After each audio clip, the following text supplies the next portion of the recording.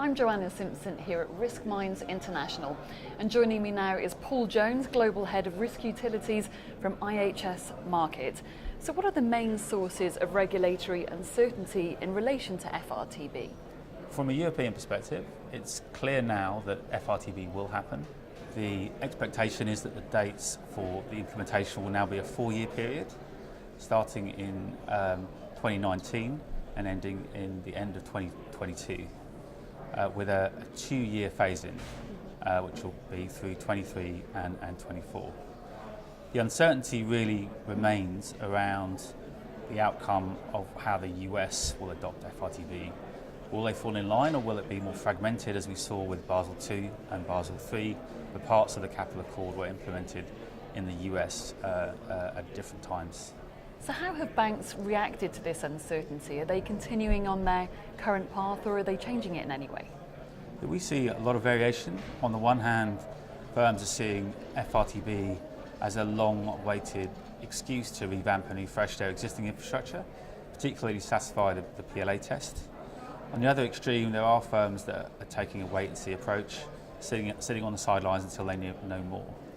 However, across all the firms, there's a communication process happening where firms are working hard to explain FRTB to other parts of the organisation, and particularly its impact on capital costs. So what we are actually finding is all firms are undergoing a process of communicating the FRTB across the organisation, sitting down with stakeholders and talking about the capital impact. And we've noticed that the more that those firms have a concrete and accurate assessment of what the capital costs are, the more useful and more productive those conversations have become.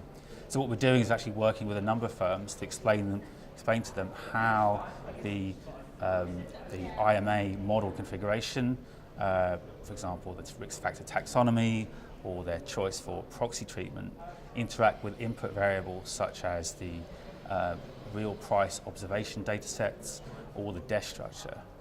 And we're working with them to understand the capital impact of those different inputs. And how are firms mitigating the current uncertainty? Well, there's one way is to identify elements of the FRTB that also exist within other regulatory streams and start those.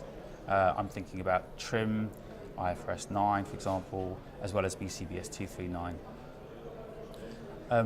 We're also advising or suggesting to firms that they approach a very agile approach when it comes to capital impact analysis.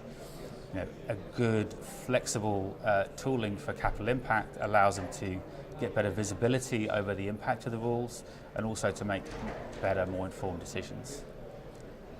So if a firm has a good, flexible capital impact tool combined with a comprehensive data set that covers their portfolio, then they have better visibility over what their strategy is and how it relates to the rules. They can pivot more easily.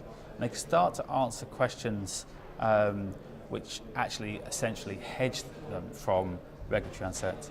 So for example, what is my capital impact if I change my definition of what a committed quote is?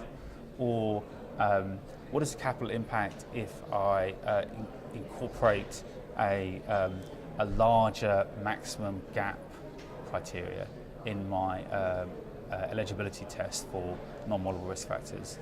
Or even they could go so far as to start to prioritise which desks are going to get approval for and in what sequence, so they maximise their resources over the quite long period for approval.